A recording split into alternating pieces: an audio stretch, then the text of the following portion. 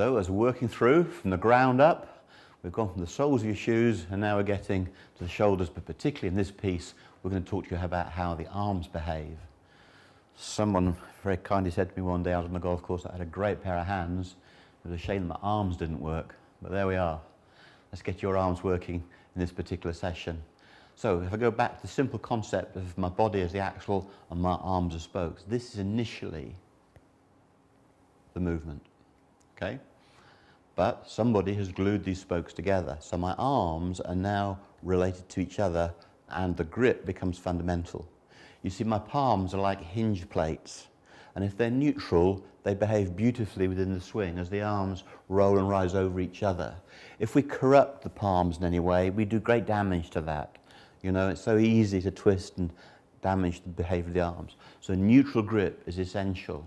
If I hold the golf club now with a neutral grip, you can see that my arms are extended but below the plane. So now my arms are working, the left shoulder ignites the backswing. As I turn my shoulder, my arms roll and rise. Now again, there's a mistake that is common on the practice ground at Woburn on corporate days. I work down the line of 40 or 50 corporate guests, and I bet 20 of them have open shoulders. In other words, they're aiming at the flag, or they think they are, but their shoulders are over here. And this has a great effect on the way the arms move. So in golf, if I lean forward, my palms come together as I've just shown you, okay? But in golf, the right hand is 4 inches lower than the left. We have to accept that. But if you're a high handicap golfer doesn't play a lot, it doesn't feel comfortable, so many of us level our shoulders up. Now, if you level your shoulders up with one hand below the other, as you level the shoulders, they will go open, pointing left of target. So I just want to show you something, a little mannerism that you'll see on the world tours, and it's something that you do at a dress and then you forget about it.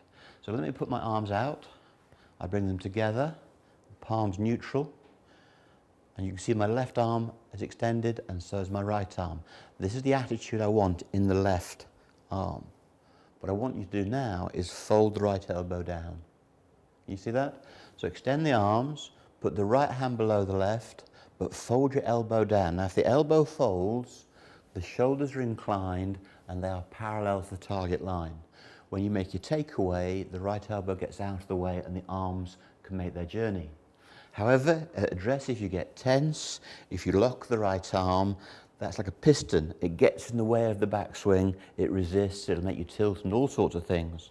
So save yourself some pain, at a dress, left arm extended, and then just drop the right elbow down. Now, in folding the elbow down, don't let the right hand twist or the shoulder drop. All I want you to do is just fold the elbow. And you can see in the horizontal plane, it just gets out of the way.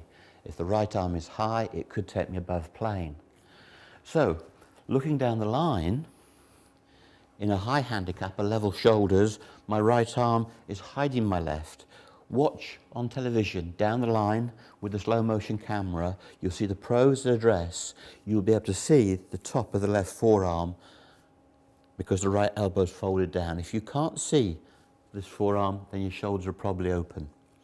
So there we have it. The preparation as a dress, as ever, has a profound effect upon the movement of the swing. So if the arms are going to work properly, you need the left arm extended and the right elbow folded. I'll hit you a shot. Aim in the club, left arm extended, right elbow soft. I forget about it, okay? All I do now is I load the shoulder under my throat to create power, and my arms have behaved as they should. Now I hit the shot. Good job they turn to a thin to win. So, let's look at that one more time. In the pre-shot routine, you offer the club, you tip from the hip to offer the extended left arm, but this is the fresh piece. You put the right hand in with the right elbow low. Then you take your stance. Now the right elbow is going to behave. I go back, I'm in plane. If I'm above plane, like Nicklaus used to be, we chicken wing the elbow. If you're below plane, like Gary Player, the elbow is closer to the hip. If you swing in plane, your arms function like that. Don't worry about the elbow.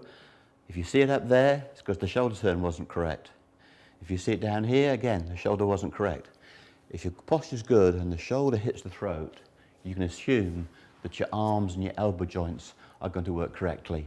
But get the preparation right at address. Now let me demonstrate the three choices of the arms. The arms can function in plane, they can function above the plane or below.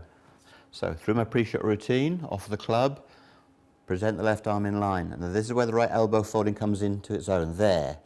Now the elbow's out of the way. So now I'm going to coil to my throat, up we go, coil, I'm in plane, and my arms have behaved properly. Now I can hit the shot.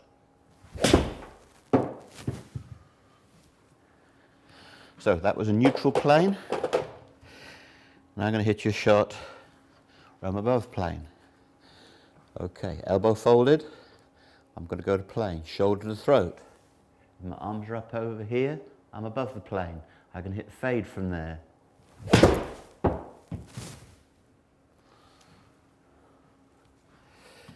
If I swing it a bit flat, my elbow can fold down. So here we go.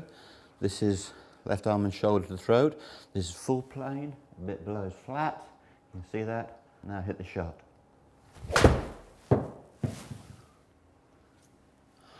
So, if you want to know how the arms behave, as ever, revert to the coiling of the shoulder.